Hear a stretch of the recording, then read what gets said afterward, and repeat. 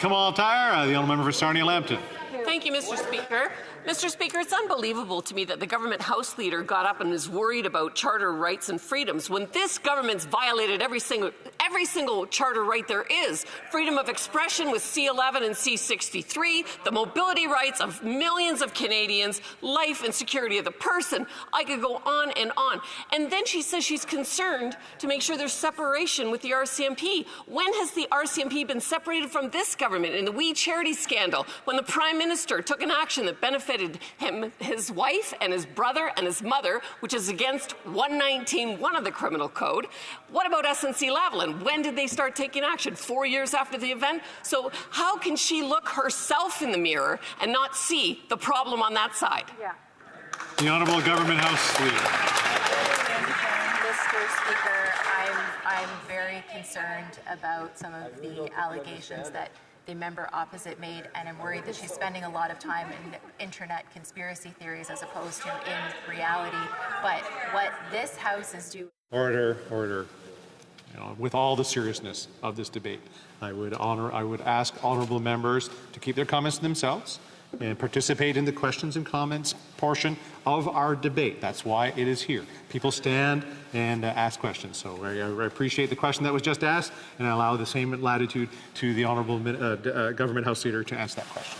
Thank you, Mr. Speaker. I can only surmise by the reaction from my colleagues opposite is that it's making them a bit uncomfortable knowing that what they are doing is trampling the charter rights of Canadians, and that they are taking the extraordinary powers of this place in use for political gain to override the rights of Canadians. Mr. Speaker, this is where it begins. I hope that my honourable colleagues reflect seriously upon this and decide that this is also where it should end, because that is not what Parliament should be doing. They should not be overriding the rights of Canadians. We have extraordinary powers in this place for a very good reason, but it is not so that legislatures can direct the police. That should not happen in a democracy, and that is a very slippery slope, and I hope all members of this place take that seriously, reflect upon it, and think about what their duties are as they sit in these seats and are here to supposedly stand up for the rights and freedoms of Canadians. Thank you, Mr. Speaker. The Honourable Member for Beauport-Limoilou. Thank you, Mr. Speaker. I talked about the importance of separating the three powers. Yes, that's at the very basis of democracy. What is asked at the moment doesn't stop me from being for these three separations of power. We're not giving an order to the RCMP. Potential proof should be published, and something may be acted upon. It's not an order.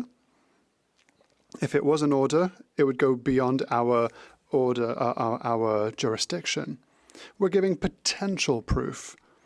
Does she make the distinction between offering a potential piece of evidence and interfering in a power that's not ours? The Honourable Leader of the Government in the House. Mr. Speaker, my honourable colleague can read the letter that the RCMP Commissioner sent, a letter sent to the House of Commons. He said that the documents will probably not be able to be used because they go beyond the charter rights of Canadians. Mr. Speaker, like the Speaker said, it's something that is very rare, very unusual. This is unprecedented, that the House of Commons ask a document from one party and give it to another party. It's not even using the documents. The Conservatives are saying that they think there's something criminal therein. The RCMP gave an answer. It investigated. They found nothing criminal. It's up to their police independence to determine whether they will investigate or not. It's not up to the House to determine this. Resuming debate.